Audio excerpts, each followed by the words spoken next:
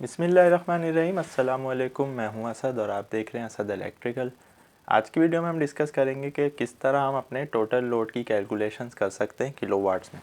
तो हमारे एक दोस्त ने हमें एक इंक्वायरी भेजी थी कि उनके पास ये लोड है, तो इस लोड के लिए हमें कितने किलोवाट का या कितने केवीए का जनरेटर चाहिए होगा।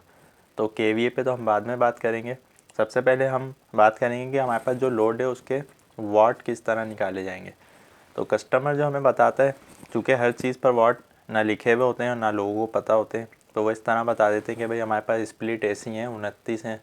फिर जो है वो उनके BTU उन्होंने बता दिए कि 12,000 BTU है या 1 टन का एसी है और 1.5 टन का एसी है। फिर इसी तरह हीटर्स हैं 24 और फ्रीज़र हैं big size small size. LED है उसके इंच बता देते हैं वो कि मसलन 30 इंच के हमारे पास 25 LED हैं। तो इस तरह कस्टमर ने क्वांटिटी के साथ अपने आइटम बता दिए। अब हमारा काम है कि सबसे पहले हम उनके वाट्स, उसके बाद किलोवाट और उसके बाद टोटल किलोवाट निकालें। तो आज की वीडियो में हम इसी पे बात करने जा रहे हैं। तो हमें ये पता होना चाहिए कि जो हमारा स्प्लिट एसी होता है 1 टन का, जो कि 12,000 BTU के बराबर है, तो 1 टन की जो इलेक्ट्रिकल में किलोवाट से या वाट से वो किस तरह निकलते हैं कि 3,500 वाट का एक हमारा स्प्लिट एसी बनता है 1 टन का। और अगर 1800 BTU है तो इसका मतलब है ये 1.5 टन है और 1.5 टन का जो एसी है वो तकरीबन 5,000 वाट का बनता है। तो ये तो हमारे पास है वाट। अब वाट से किलोवाट के लिए हमें क्या करना होता है, सिंपल इसको 1000 से डिवाइड करना होता है। तो जब 1000 से हम डिवाइड करते हैं तो हमारे पास किलोवाट की वैल्यू आ जाती है, यानी कि 3,500 वाट के जो किलोवाट हैं वो 3.5 बन रहे हैं और 5,000 वाट के जो किलोवाट हैं वो 5 बन रहे हैं।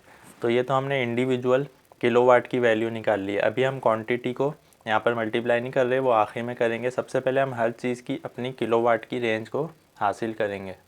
उसके बाद हीटर की जो हमें वैल्यू बताई गई थी कस्टमर की तरफ से वो 1500 वाट थी, लेकिन अगर ये हमें ना मालूम हो तो हम उसका साइज़ देखकर अंदाज़ा लगा सकते हैं कि वो कितने वाट की एनर्जी को कंज्यूम करेगा हीटर।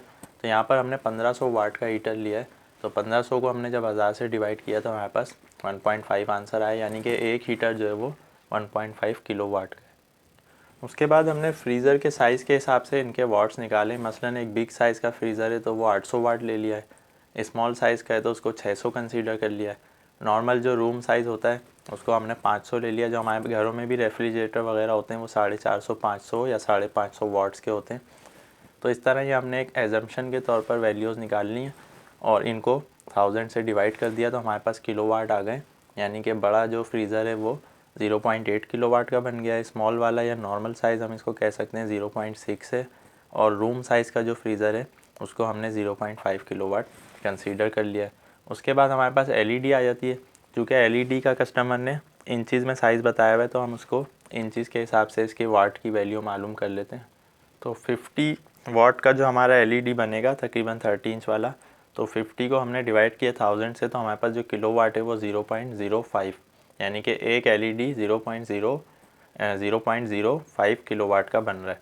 उसके बाद सीलिंग फ़ैन, जैसा कि हम जानते हैं कि हमारा सीलिंग फ़ैन जो होता है छत का पंखा, ये तकरीबन 80 से 85 वाट का होता है।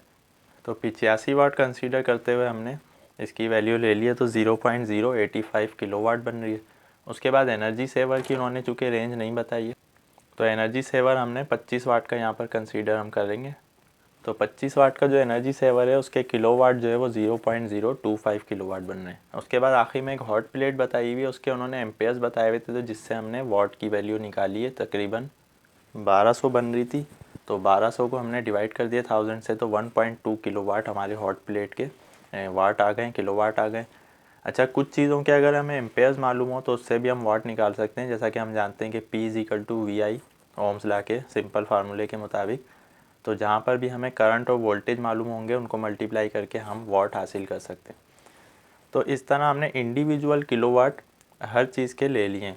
अब हम इनको क्वांटिटी से मल्टीप्लाई करेंगे ताकि टोटल किलोवाट हमारे पास आ सकें। तो सबसे पहले मरहले में हमने ये सारी जो वैल्यू थी किलोवाट्स की उसको क्वांटिटी के साथ मल्टीप्लाई करना है।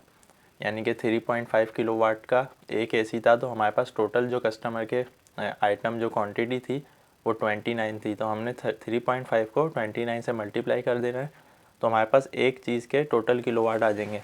अब हम इन सारी वैल्यूज़ को यहाँ पर मल्टीप्लाई कर लेंगे। तो इस तरह हर चीज़ की किलोवाट की वैल्यू को हमने क्वांटिटी से मल्टीप्लाई करके हर चीज़ के टोटल किलोवाट ले लिए। अब आखिर में हम इन सबको जमा कर देंगे, यानी कि हमारा टोटल लोड जो है वो कितने किलोवाट का बन रहा है। तो आखिर में जो हमारे पास जवाब आया वो 169 आया इन सारी चीज़ों को जमा करके। तो ये 169 क्या है, हमारे टोटल किलोवाट है।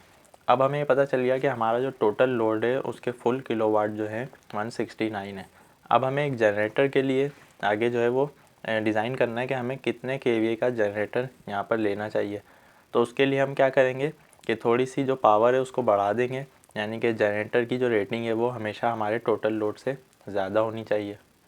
तो हमने यहाँ पर 10% बढ़ा दी है अपनी रेटिंग, यानी कि 169 को हमने इसका 110% ले लिया, तो जो कि 185 बन रहा है तकरीबन। तो 185 किलोवाट हमने कंसीडर कर लिए। अब हमें केवीए में कन्वर्ट करना है। तो जैसा कि हम जानते हैं कि केवीए निकालने के लिए हमें किलोवाट को पावर फैक्टर से डिवाइड करना होता है। तो जनरेटर्स का जो पावर फैक्टर है वो 0.8 ही होता है, जैसा कि हम पिछली वीडियोज़ में बता चुके हैं। तो जब हम 185 को डिवाइड करेंगे पावर फैक्टर की वैल्यू से 0.8 से, तो हमारे पास आंसर आ गया 231। तो ये 231 बेसिकली केवीए की रेटिंग आ गई है कि हमें इतने केवीए का जनरेटर इस लोड के लिए लेना होगा। मगर यहाँ पर जो बात याद रखने की वो ये है कि ये जनरेटर जब हम लेंगे तो ये टोटल इसी लोड के लिए होगा। ऐसा नहीं है कि फ्यूचर में अगर हमारे पास लोड बढ़ जाता है और चीज़ें आ जाती हैं तो यही जनरेटर काम करेगा, बल्कि अगर हमारी कोई ऐसी प्लानिंग हो या कस्टमर की कोई ऐसी प्लानिंग हो कि वो फ्यूचर में लोड बढ़ाएगा तो उसके लिए हमें पहले से ही थोड़ा सा बड़ी कैपेसिटी का जनरेटर लेना होगा। लेकिन अगर हमारे पास लोड जो है वो यही रहना है तो फिर हम उसी हिसाब से इसकी कैलकुलेशन कर लेते हैं कि 230 या 240 केवीए तक का हम जनरेटर लेकर उसको लॉन्ग टाइम के लिए यूज़ कर सकते हैं।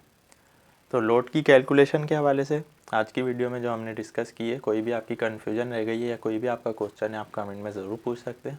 वीडियो पसंद आने की सूरत में लाइक करें। नेक्स्ट वीडियो तक के लिए इजाज़त दीजिए। अल्लाह हाफिज़।